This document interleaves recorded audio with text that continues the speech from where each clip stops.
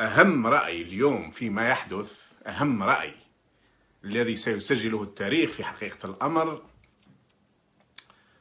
هو تلك الوقفة الاستثنائية الرائعة من إخواننا وأهلنا في الجلفة وما جاورها من مدن. هو ذلك الموقف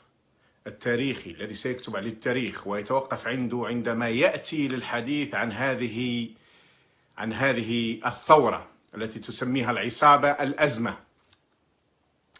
حينما يبدأ التاريخ في الكتابة عنه، نحن الآن في خضم الأحداث،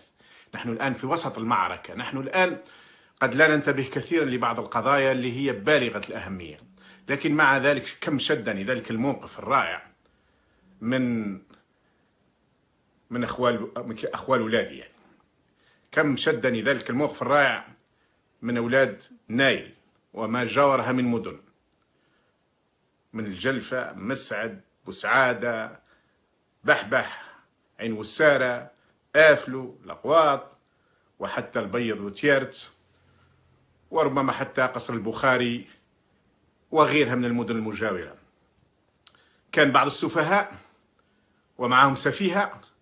ذاهبين هناك يحسبوا باللي غاشي يستخدموه ويمانيبيلوه ويتلاعبوا به ويعبثوا به باش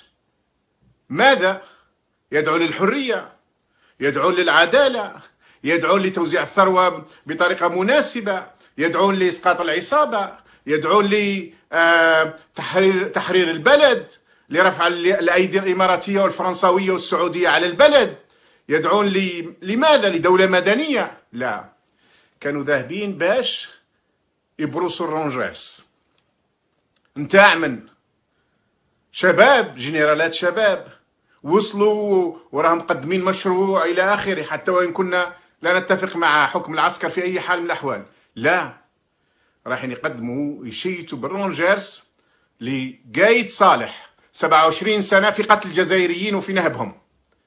ومعه كمشة من الجنرالات المجرمين، ويظنوا بأن أهل الجلفة وسكان الجلفة وما جاورها، أولاد نايل وما جاورهم، العرب الأقحاح وما جاورهم، ظنوا أنهم لعبة في أيديهم، ظنوا أن لعبة يحركوهم كما يشون، غاشي كما السبعينات والثمانينات والتسعينات، أو ظنوا كذلك، ظنوا هذا، ظنوا أن هؤلاء المفقرين والمعطلين، هؤلاء اللي الحقرة والرداءة تملأ حياتهم اليومية، هؤلاء اللي يعيشوا أحيانا حالة بؤس، وهم الأغنياء بما أعطاهم الله من ثروات تحت باطن الأرض. ابتداء من الجلفة تبدأ ثروات الجزائر الكبرى، ناهيك عن الثروات البشرية. ظنوا أنهم يروحوا يتلاعبوا بهم الهيه، ظنوا بأنهم لما عجزوا في العاصمة ظنوا أنهم يروحوا هناك ويلقاو غاشي يصفق لهم ويصفق للرونجيرس،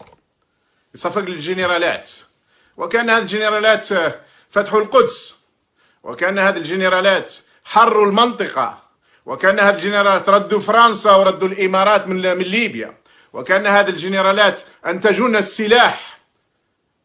أنتجون الدبابات وأنتجون الطائرات وكان هذه الجنرالات، وليس أنهم يمدون أيديهم لقوت الشعب ولقوت الجيش.